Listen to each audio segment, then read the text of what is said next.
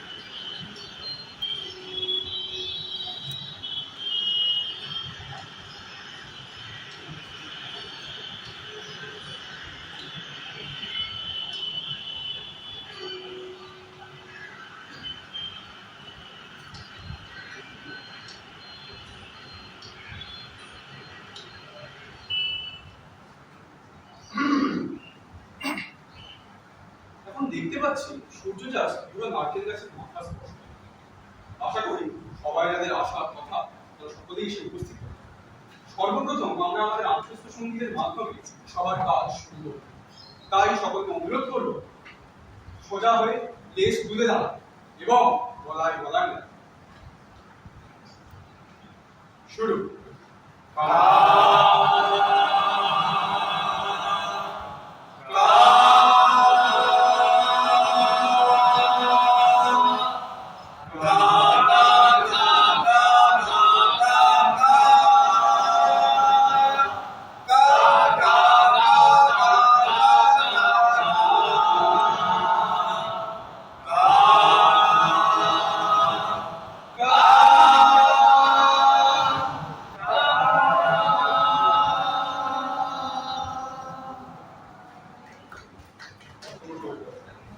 সকলকে ধন্যবাদ। সুন্দর একটি সুরমূর্ছনা। এই সুরমূর্ছনা আমাদের পূর্বসূরীরা বহু বছর ধরে তৈরি করে এসেছে। আমাদের দায়িত্ব এই সুরকে পরবর্তী প্রজন্মের হাতে তুলে দেওয়া। অতএব এখন সবার নিয়ম অনুসারে এই সভার সভাপতি নির্বাচন করতে হবে। সেই পদের জন্য আমি আমাদের মুরব্বী কাকের নাম প্রস্তাব করছি। আমি এই প্রস্তাব সর্বাধিকার সমর্থন জানাচ্ছি। আমার এই বিষয়ে সমর্থন রয়েছে। অতএব সর্বসমর্থনের পরিপ্রেক্ষিতে মুরব্বী কাককে সভাপতি নির্বাচন করা হবে।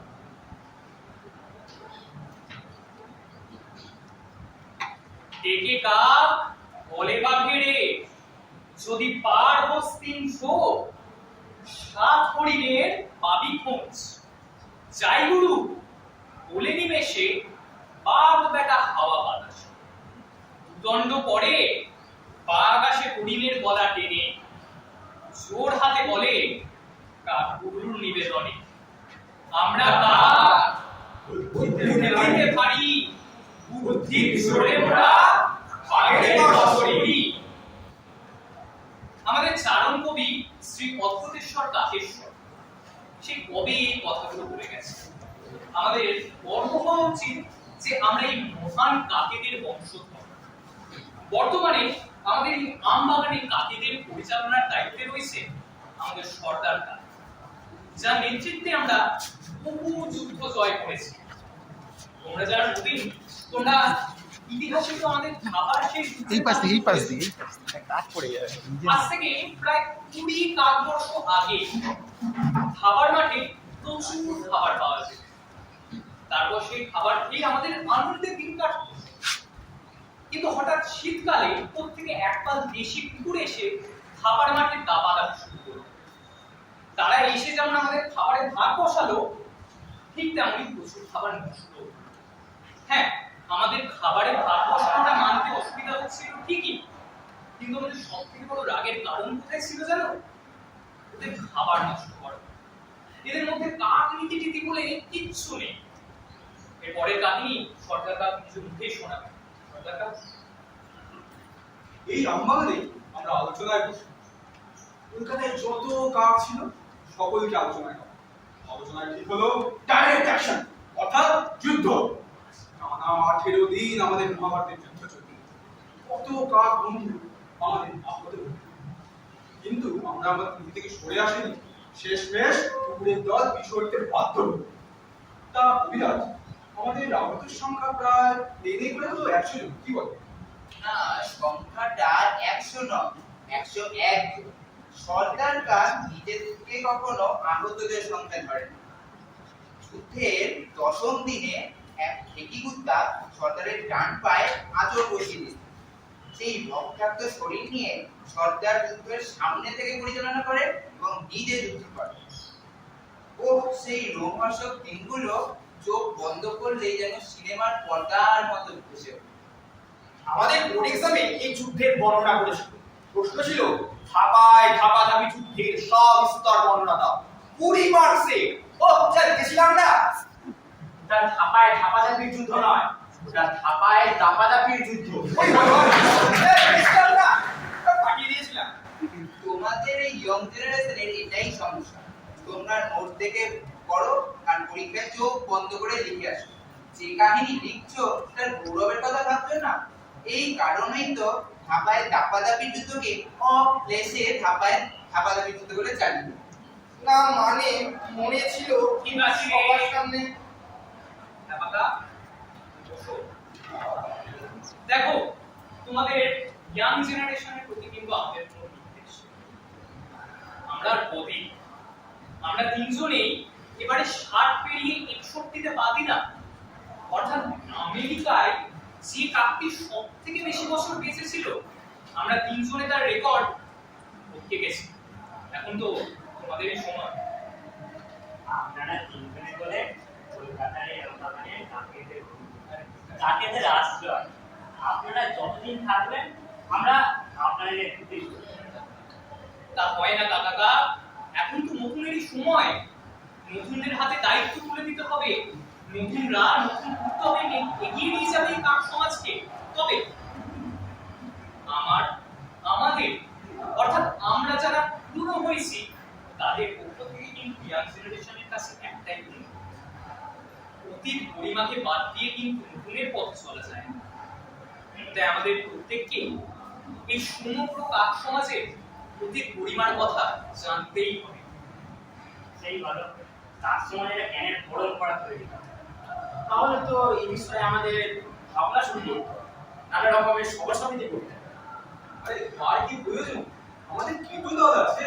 তারা ঘরে ঘরে দুয়ারে দুয়ারে গিয়ে আমাদের পরিমাণ কথা প্রচার করে দেয়।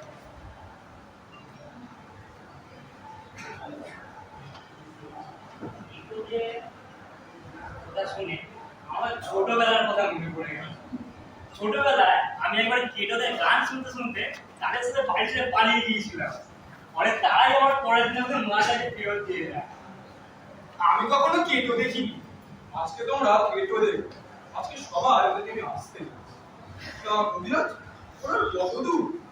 ওরা মনে হয় প্রায় এসেই পড়েছে। ওই কান খাড়া করে শুনুন, ওদের বাদ্যযন্ত্রের শব্দ আমাদের এই আমবাগানের দিকে এগিয়ে আসছে। হ্যাঁ হ্যাঁ হ্যাঁ হ্যাঁ হ্যাঁ হ্যাঁ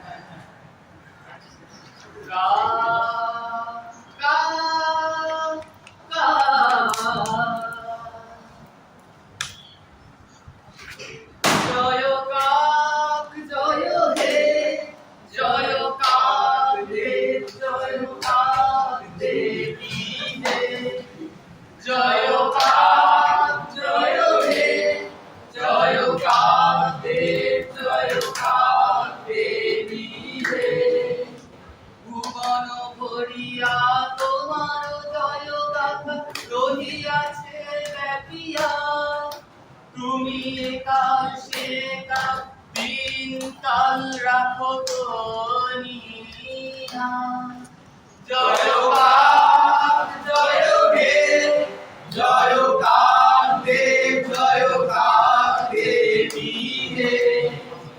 চীনের দুয়ারে সূর্য হয়ে তুমি ছড়াও বলো, বুদ্ধের কাছে তুমি দেবতা মহাকাল, তুমি সেখালে আদম ইভে কবর পূর্তে, মেটি নামেরি কান্দের রচিলে নিজ হাতে। জয় কাক জয় হে, জয় কাক দেব, জয় কাক দেবী হে। জয় কাক জয় হে, জয় কাক দেব, জয় কাক দেবী হে। সিদ্ধির দেবী উমাবতী, মনির দেব শনি, তোমার পিঠে চড়ে শোনায় তাদের বাণী। দিনের দুয়ারে সূর্য হয়ে তুমি ছড়াও বলো, বুদ্ধের কাছে তুমি দেবতা মহাকাল। জয় কাক জয় হে, জয় কাক দেব, জয় কাক দেবী হে। জয় কাক জয় হে, জয় কাক দেব, জয় কাক দেবী হে। সবাইকে আমাদের নমস্কার। আপনারা সকলেই জানেন কাকেদের পরিবার কত সুবিশাল। আমাদের 1 কোটি বছরের ইতিহাসের কথা কি একদিনে বলা যায়? তবু যেটুকু পারলাম আজ শোনালাম। আপনারা সবাই জানেন কাক সমাজ আজ অস্তিত্বের সংকটে পড়েছে।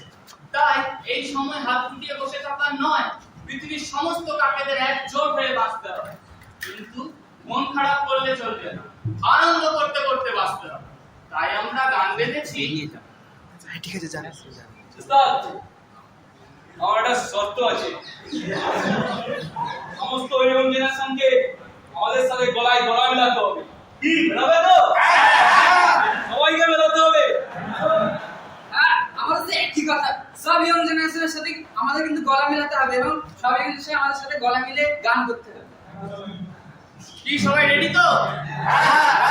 1 2 3 1 2 3 1 2 3 আই সব কাকা করি, কা কা কা কা আই সব কাকা করি, কা কা কা কা আই সব একসাথে লোটালুটি লোটালুটি করি, আই সব একসাথে ছোটাছুটি লোটালুটি করি, আই সব কাকা করি, কা কা কা কা আই সব আকাশেতে উড়ি, আই সব আকাশেতে উড়ি, আইরে সব একসাথে চিৎকারি গলা ফাড়ি, আইরে সব একসাথে চিৎকারি গলা ফাড়ি, আই সব কাকা করি, কা কা কা কা আইরে পাটি কাক, আইরে তার কাক, আইরে ডেঙ্গা কাক, আইরে মেছো কাক, আই সব কাকা করি, কা কা কা কা আই সব কাকা করি, কা কা কা কা আইরে যত কাক ওদের ভুলে আই, আইরে মন মরা কাক, অর্জুনদের সাথ, আইরে ডেঙ্গা কাক, পথ ভোলা সব কেমন আছিস, ভুলে তোদের ঘর, আইরে নাচন কাক, আইরে দেব কাক, আই সব কাকা করি, কা কা কা কা আই সব কাকা করি, কা কা কা কা আই সব কাকা করি, কা কা কা কা আই সব কাকা করি। কা কা কা কা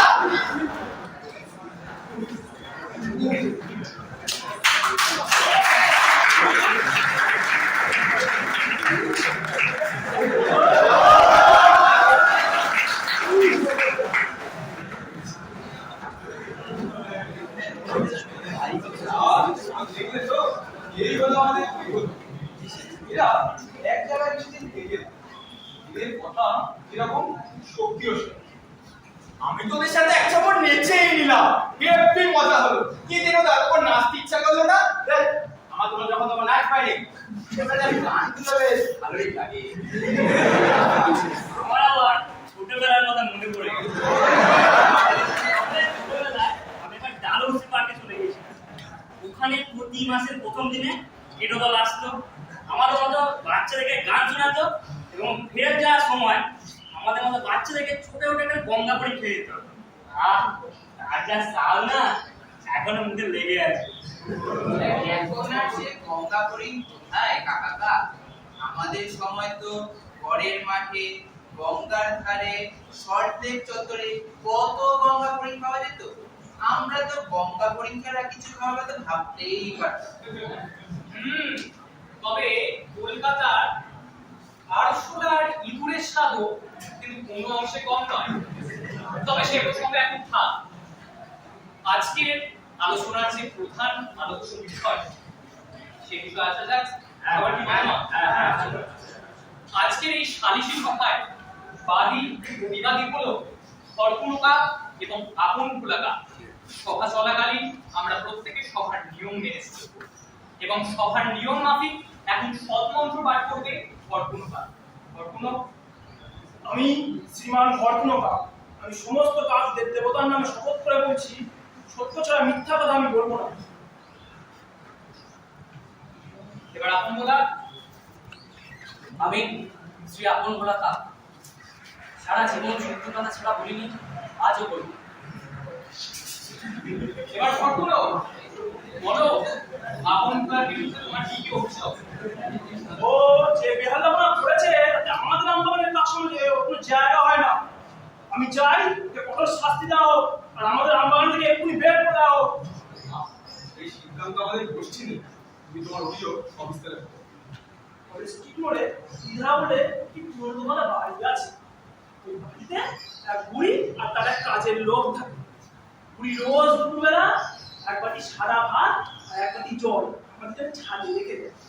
গত 200 বছর ধরে ওই বাড়িটি হচ্ছে ফ্যামিলি সার্ভিস সেন্টার। আমাদের পুরো ফ্যামিলি এতেই চলে যায়। গত সোমবার বিধাতে গিয়ে দেখি বাড়িটা গম গম করছে। পরে বুঝলাম আমেরিকা থেকে বুড়ি একমাত্র ছেলে বৌমা একমাত্র নাক নিয়ে এসেছে। রান্নাঘর থেকে কি সুন্দর সুন্দর রান্নার গন্ধ উঠছে, কষা মাংসের গন্ধ। আমার বউ বললে, হ্যাঁ গাছ সারা জীবন কি সাদা ভাত খেয়ে কাটাবো, এখন একটু চুরি করতে পারো নাকি? আমার মতো একটাই রান্নাঘরে ছিটকিটা কিভাবে খোলা যায় তাই নিয়ে ভাবছি। এমন সময় দেখি বুড়ির একমাত্র নাতনি এক প্লেট লুচি আর এক বাটি মাংস নিয়ে কিন্তু ছাড়ে আসছে। আমার মধ্যে একটা বুদ্ধি খেলে গেল।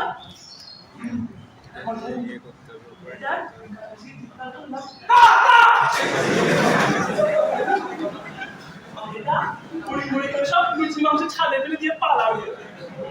আমি, আমার বউ, 2 ছেলে আর 2 মেয়ে মিলে খাওয়া দাওয়া করলাম। আমার বউ তো আমার দিকে আড়চুড়ে তাকিয়ে বললো, আমার কি বুদ্ধি গা।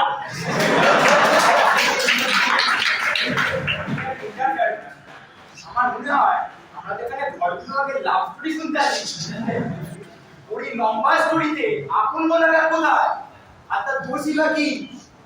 হ্যাঁ, বর্ষণিকার একটু বেশি হয়ে যাচ্ছে। তোমার ছোটবেলার কথা মনে পড়ে গেল।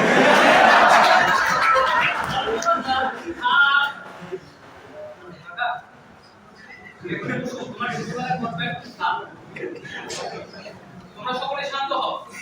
আমি ঘটনাকে বলবো, তোমার অভিযোগ সংক্ষেপে বলো। আমি কি এখন কিছু বলতে পারি? না, তোমারও টান আসবে। বলো ঘটনা।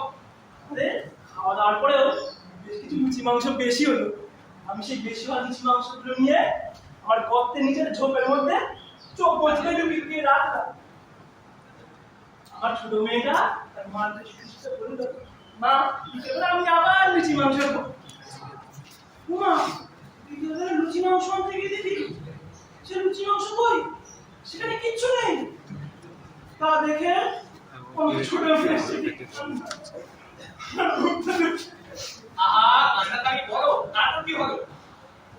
আমি তো এ কাককে শুনি সে কাককে শুনি আমার লুচি মাংস কিনে নিয়েছে, কিন্তু সে সম্বন্ধে কিছু বলতে পারে না।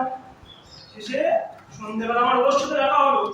আমি বললাম, ভাই তুমি কি জানো তোমার লুচি মাংস কে নিয়েছে? ও নির্লজ্জের মতো চোখ পাকিয়ে বলল, সেটা আমি নিয়েছি, খাওয়া হয়ে গেছে। আমার খাবার আমাকে নিয়ে বলে কিনা সেটা আমি নিয়েছি, খাওয়া হয়ে গেছে। আমার মেয়ে কখন বাচ্চার খাবার চুরি করেছে আমি ওর কঠোর শাস্তি আমি করছি। কি সাংঘাতিক! সমাজে চুরি, তারপর বাচ্চার খাবার। সে তোমার ছোটবেলার একটা আমি বলে চুরি ব্যাপারটা চেপেই যেতাম। থাম না, যা বাবা আমি কি করলাম। এবার আপনি বলো এবার তোমার কি বক্তব্য? দেখুন, খিদে পেয়েছিল, খিদের মাথায় সামনে খাবার পেয়ে খেয়ে নিয়েছি। দোষে কি আছে? কি ব্যাকেলের বল, এগুলো দোষের কি আছে? সেদিন 3 বার ছোপের মধ্যে খাবারটা ঢোকালে, আবার বের করলে, শেষবার ছোপের মধ্যে খাবারটা ঢুকিয়ে এমন একটা ভাব করলে যেন কেউ দেখতে পায়নি। আমি পাশে রামদাসের মগডালে বসেছিলাম, মনে হলো তুমি আমায় চ্যালেঞ্জ দিলে, তাই চ্যালেঞ্জটা অ্যাকসেপ্ট করে ছোপের মধ্যে একটু খোঁজাখুঁজি করতেই খাবারটা পেয়ে গেলাম। ব্যাস। অসভ্য, সভ্যতার জ্ঞান নেই। স্কুলের ছোট পণ্ডিতরা আমাদের চ্যালেঞ্জ দিতে শিখিয়েছিলেন, তুমি চ্যালেঞ্জ দিয়েছো, আমি অ্যাকসেপ্ট করেছি। কিন্তু অসভ্যতার বলে তোমার মধ্যে কমন সেন্স নেই দেখছি। এখন বোকা, তোমার মধ্যে কাক নীতি টিতি বলে কিচ্ছু নেই। ছোটবেলায় তোমার স্কুলে যেমন তোমায় চ্যালেঞ্জ নিতে শিখিয়েছে, আশা করছি কাক নীতি টিতিও শিখিয়েছে। তাহলে তোমার মধ্যে ন্যায় নীতির এত অধঃপতন কেন হয়েছে? যে বছর ন্যায়ের ক্লাস ছিল সেই বছর আমার ঝিমুনি রোগ হতো। যাদবপুরের টেকো পুলিশ ফিস দিয়ে ইঁদুর মেরে রাস্তায় ফেলে রেখে দিয়েছিল। বাবা তো অতটা বুঝে না, আমরা পুরো ফ্যামিলি মিলে সেই বিষে মরা ইঁদুর খেলাম। কিন্তু সবার খুব শরীর খারাপ। 3-7 পরে সবাই ঠিক হয়ে গেল, কিন্তু আমি আর ঠিক হলাম না। আর ওই ন্যায়ের ক্লাসটা শুরু হলে আমার ঝিমুনি রোগ হতো। চোখে হলুদ হলুদ সর্ষে ফুল দেখতাম, তারপর গোটা করে হাই তুলে হ্যাঁ রে, তা তোর বাবা হুলুরাম কাক আমাকে তো তোর এই ঝুনি রোগের কথা বলেননি। তোমার তো সেই আদিকাল থেকে ওই একই ওষুধ, ওই নিম পাতার রস আর ওই দুর্বাঘাস পাতা। ও ওষুধে আর কাজ দেয় না কবিরাজ ঠাকুরদা। কি আমার ওষুধ নাকি কাজ দেয় না? তোর 4 পুরুষে আমার ওষুধ খেয়ে টিকে থাকলো আর এখন বলিস আমার ওষুধে কাজ দেয় না? আহা, মিছি মিছি আমার ওপর চলছো। এই সেদিন দেখো, মুচি কাকের মা সকালবেলা কোথা থেকে একটা মরা গঙ্গা বুড়ি খেয়েছে, সারা রাত ধরে কা কা করে চিৎকার করলো। তাই তোমার সব ছুটি মুটি কোনো কাজ করলো না। শেষ পর্যন্ত সকাল হতে মুচি কাকের মা হরিবোল হয়ে গেল। তাই বলছি, তোমার ওষুধ ফষুধ আর কাজ দেয় না। তা বেশ তো, এবার বিদেশি কবিরাজকে গিয়ে নিয়ে প্রভাব আর নিজেকে দেখা না। সে আর বলতে কবিরাজ ঠাকুরদা, কাছে পিঠে বিদেশ বলতে তো বাংলাদেশ। অনেকের কাছে শুনলাম ঢাকায় নাকি এক পিল্লায় কবিরাজ আছে। ও বাচ্চার তো যাবার ক্ষমতা নেই, তাই আমি একাই গেলাম ঢাকায়। কি নোংরা সকল, আনাচে কানাচে জঞ্জাল। ভাবলাম একটু খাবার দাবার পাবো বোধহয় ভালো। কোথায় খাবার? প্লাস্টিকের মধ্যে প্লাস্টিক, তার মধ্যে খাবার পড়ছে। ও খাবার খেলে মৃত্যু নিশ্চিত। তাই খাবার আশা ছেড়ে পেল্লায় কবিরাজের খোঁজ করতে লাগলাম। সারা দিন ঘুরে পেল্লায় কবিরাজ তো দূর, একটা কাকের বংশ পর্যন্ত পেলাম না। এর মধ্যে দেখি সারা বাংলাদেশে কেমন যেন একটা পাগলামো চলছে। কে যে কাকে মারছে তার কোনো ঠিক নেই। এক জায়গায় দেখি কলকাতার শ্যামবাজারের মোড়ে যে লোকটার মূর্তি আছে,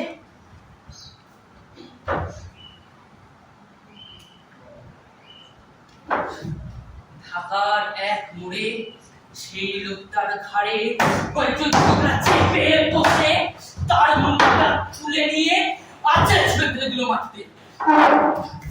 আমি নিচেই ছিলাম, আর একটু হলে মুন্ডুটা আমার ঘাড়ের ওপর এসে পড়তো।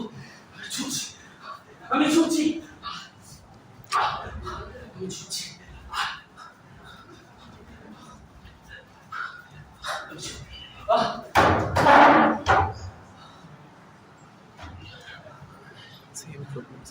আর এক জায়গায় দেখি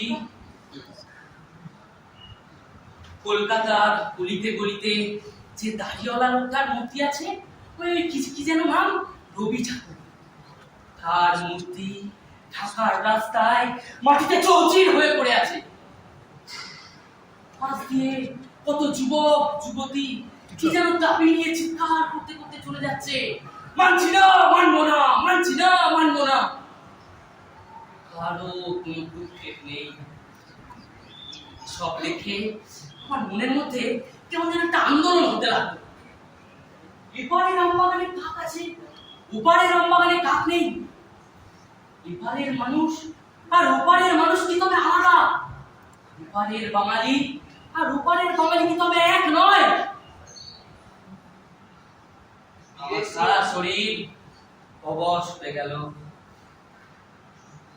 তাহলে বিদেশি ওষুধ মিলল না তো? শেষমেশ এই আম বাগানের কবিরাজি ভরসা। স্বদেশি কবিরাজে আমার ভরসা নেই। এ রোগ ভয়ঙ্কর, এ রোগের ওষুধ তুমি জানো না। তারপর কি হলো আপন কাকা? তুই বাংলাদেশ থেকে ফিরলে কি করে? বেলা ডুবলেই ওরা শুরু করলাম, ঘুরছি ঘুরছি, ডানা যেন আর চলছেই না। কেন জানি না মাথার মধ্যে একটা অসহ্য যন্ত্রণা শুরু হলো। রাস্তা যেন আর ভুলোই না। কলকাতার আলো কত দূরে থেকে দেখা যায়, কিন্তু তাকে ছুতে আর পারছি না।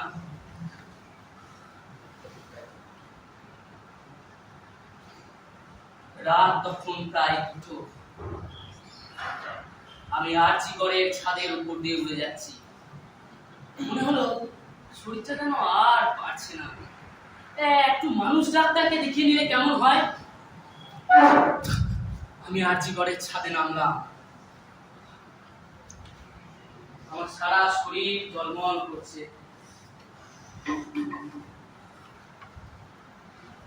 চোখের মধ্যে দিয়ে কেমন একটা আলো ছিটকে বেরিয়ে যাচ্ছে, আর সেই আলোয় আমি আরজিকরের সব দেখতে পাচ্ছি। Ground floor, first floor, second floor, third floor, সব অনেক মানুষ ডাক্তার, অনেক নার্স, অনেক রোগী, তার মাঝখানে এরা কারা? এরা কারা? হয় না, হয় না, একটা মাংসাশী হয় না ঘুরে বেড়াচ্ছে আরজিকরে। তাদের মধ্যে কয়েকটা হায়নার গলায় আবার স্টেথোস্কোপ। ভয়ে আমার সারা শরীরে লোম খারাপ হয়ে গেল। আমি অজ্ঞান হয়ে গেলাম।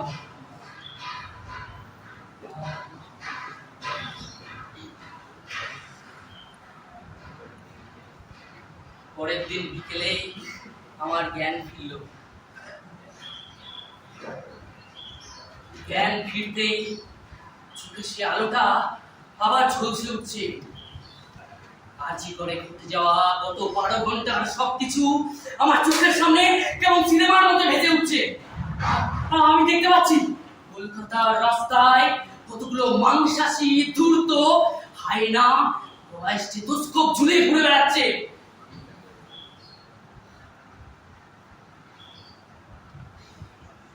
মানুষ ডাক্তারের উপর থেকে আমার ভরসা নিমেষে শূন্যে মিলিয়ে গেল। আমি বুঝতে পারছি না, এর বাকি আমার কতক্ষণ সহ্য করতে হবে? ও চুরি শিকার করেছে, ব্যাস আমি ওর শাস্তি দাবি করছি। আপন করার কথা শুনলে আমার আবার ছোটবেলা লাগে। আমার এক পিস্তল দাঁড়া ছিল, তাকে কি দিয়ে খেলো জিজ্ঞাসা করলে কোথায়, কখন, কার মাথার উপর থেকে খাবার খুঁজেছে, রাস্তায় কার কার সাথে দেখা হয়েছে, তাদের সাথে কি কথা হয়েছে, ইত্যাদি তো বলতে বলতেই সময় কাটিয়ে দিত। সে কি দিয়ে গেছে তার বলতো না। আমার ছোটবেলায়, আমার বাবার ছোটবেলায় দেখো তোমার ছোটবেলা কি আমার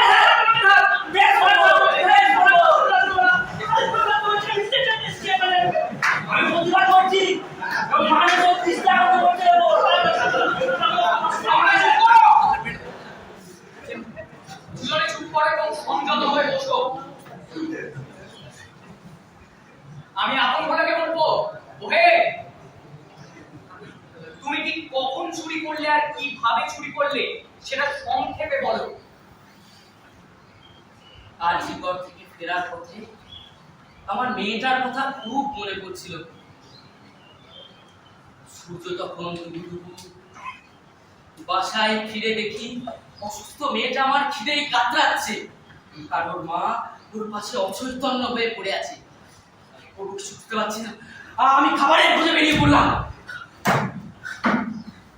একটু খাবার খাবার হবে একটু, খাবার হবে একটু। তারপর দেখি খরচমদা ঝোপের মধ্যে খাবার লুকোচ্ছে। একটু অপেক্ষা করলাম, তারপর খরচমদা সরে যেতেই ঝোপের মধ্যে একটু খোঁজাখুঁজি করতেই খাবারটা পেয়ে গেলাম।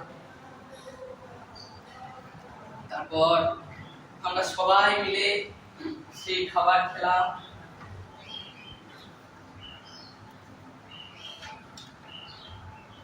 রাত বাড়তেই দেখি বউটা চোখ মিলেছে, মেয়েটা আমাকে পেয়ে কা কা করে আঁকিয়ে বসেছে। আর একটু রাত যেতেই মেয়েটা আমাকে বললে, বাবা চাঁদনি রাতে ঝিলপাড় থেকে একটু হাওয়া খেয়ে আসি। আমি বললাম, যা, এ আকাশ তো তোর। তারপর তোমার মেয়ে রাতের আকাশ দখল করল। এই তো এতক্ষণ আমরা সভায় বাদী বিবাদী পক্ষের কথা শুনলাম। এবার আমি সভায় উপস্থিত বাকি সকলের ব্যক্তিগত মতামত জানতে চাই। তার আগে তাহলে সকলের নিজেদের মধ্যে আলোচনা করে নেওয়া যাক।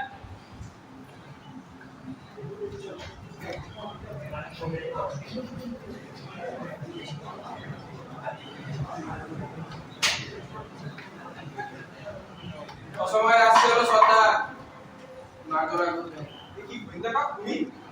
একান্তে আপনাকে কতগুলি কথা বলার আছে, খুব জরুরি সংবাদ। অবশ্যই গোয়েন্দা কাক। মুরব্বী কাক, আপনি আলোচনা এগিয়ে নিয়ে যান, আমি গোয়েন্দাদের সঙ্গে আলোচনা সেরে আসছি। চলো গোয়েন্দা কাক। গোয়েন্দা কাকের চোখে কেমন যেন একটা আশঙ্কা দেখছে। তবে কি আশঙ্কাটা সঠিক? সরকার কাপ না আসা পর্যন্ত আমরা এই বিষয় নিয়ে কিছু বলতে পারবো না, এবং তার কথা মতো আমাদের এখন সবার কাজ চালিয়ে যেতে হবে। আমার ছোটবেলায় কিছু হয়ে গেল নাকি? আরে না না, সেরকম কিছু না, তুমি চিন্তা করো না কখনো, তেমন কিছু না। আমাদের দুঃখের কথা কি আর বলবো। সেদিন বিধার থেকে লুচি মাংস খেয়ে আসার পরে নিয়ে দেখি বাড়িটা ভাঙা হচ্ছে, রাখাবে বলে মুড়িকেনার ছেলে আমেরিকা নিয়ে চলে গেছে। সেদিন থেকে আমাদের ভালো না কিছু খাওয়া হয়নি। সকাল থেকে ছোট মেয়েটা খিদে খিদে বলে খাচ্ছিল। আরে আমি আমার ছোট মেয়েকে আর লুচি মাংস খাওয়াতে পারলাম না। তোকে তোকে আমি ছাড়বো না বলবো।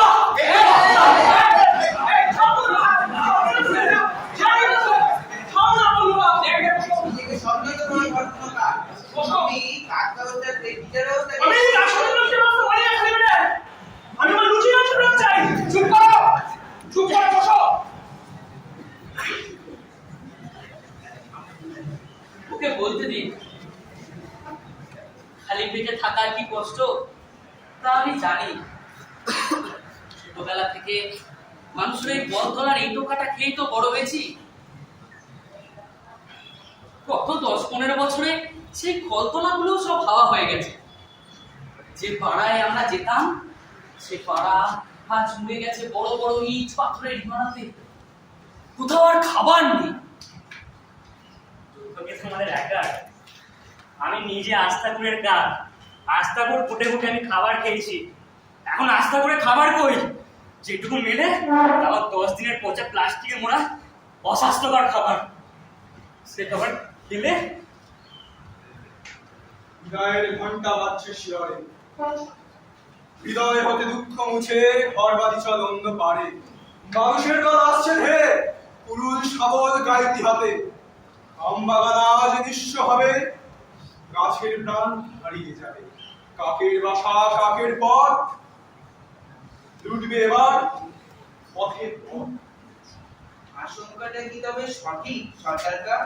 এক কবিরাজ, কলকাতা কর্পোরেশন থেকে এই মাত্র নোটিশ বেরিয়েছে। আমাদের এই আমবাগান কেটে মাল্টিপ্লেক্স হবে, শপিং মল হবে। মানুষের অভিশাপ আমরা মানি না, আমরা আমাদের এই আমবাগান ছাড়বো না।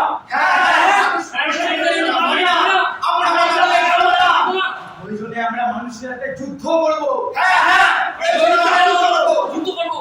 জীবনের মায়া করি না, যুদ্ধে জীবন দিয়ে দেবো। এই সশস্ত্র যুদ্ধে উভয়ের পরাজয় নিশ্চিত। কিন্তু আর কাকি কুকুরে যুদ্ধ নয়, যুদ্ধে উন্মত্ত মানুষ নিজের সমষ্টিকে পর্যন্ত ধ্বংস করে দেয়। আর আমরা তো কাক, দেখছো না? একদিকে তাকিয়ে দেখো রাশিয়া ইউক্রেন, অন্যদিকে ইসরায়েল প্যালেস্তাইন, ভিতরে ভিতরে আরো কত চলছে। তবে কি আমরা এই আমবাগান ছেড়ে চলে যাবো সর্দার?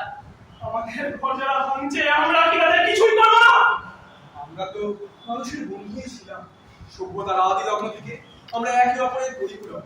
ওরা আমাদের খাবার দেয়, আমরা ওদের নোংরা পরিষ্কার করে দিই। ওদের রাস্তায় মরা ইঁদুর খেয়ে রাস্তা পরিষ্কার করে দিই।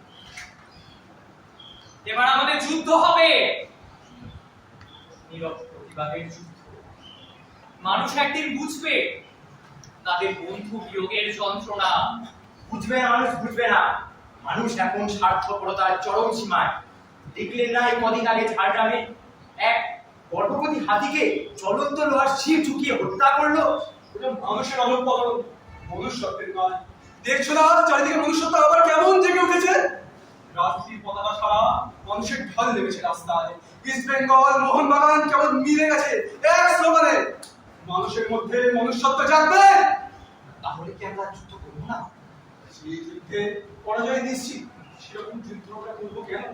আমাদের যুদ্ধ হবে মানুষের মধ্যে মনুষ্যত্ব জাগানোর যুদ্ধ। যে নেতা রোজ আমায় ভালোবেসে সিনেমা দেখতে দেয়, যাকে আমি কুড়িয়ে পাওয়া শোনার নাকচা ব্যবহার করি, সে যখন আমায় দেখবে না, সে তো আমার হয়ে কথা বলবে। যে চাষি ছেঁড়া জামা কাপড় দিয়ে কাকতারুয়া বানিয়ে কাকে দেখা পাবে না, তার মন তো কাকের জন্য কেঁদে উঠবে। যে মা কলসি থেকে নুড়ি পাথর ফেলে তার ছেলেকে কাকের জলপানের কাহিনী বলবে, তার মন তো কাকের জন্য ভাববেই। মানুষের মধ্যে মনুষ্যত্ব জাগবে। আমরা আবার ফিরবো আমাদের জায়গায়। কলকাতা আবার সবুজ হবে, সেদিনের অপেক্ষায় রইলাম। তাহলে চলো সবাই, তৈরি হয়নি, এবার পথে নামতে হবে। চলো সবাই।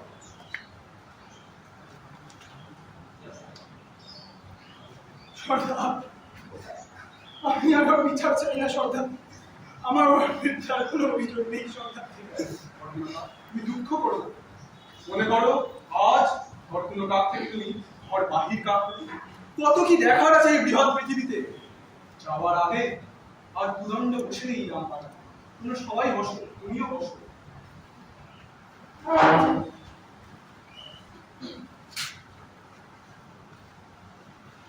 আপনভোলা, তোমার তো বেশ ভালোই হলো। এবার আমরা সবাই মিলে বদভোলা দুঃখের মতো রাস্তায় ঘুরে বেড়াই। কাকা, তুমি তখন তোমার ছোটবেলাকার গল্প শুনবে, ঠিক আছে? এরকা, কাকা, তোমাদের জন্য হাল করতে হবে পরবর্তী প্রজন্ম। তোমরাই তো উজ্জীবিত করবে পরবর্তী কাক সমাজ। তবে মনে রেখো, কাক পুরুষ নয়, মানুষ ভবিষ্যৎ তৈরি করে, আর আমরা ভবিষ্যৎ দেখি। এই যুদ্ধ শেষে জয় আমাদেরই হবে।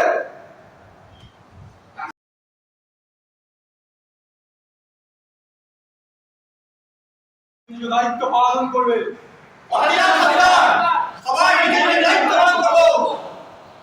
সবাই আপন পুরুষের কথা কখনো ভুলবে না। সবাই আপন পরিবার কথা কখনো ভুলবে না।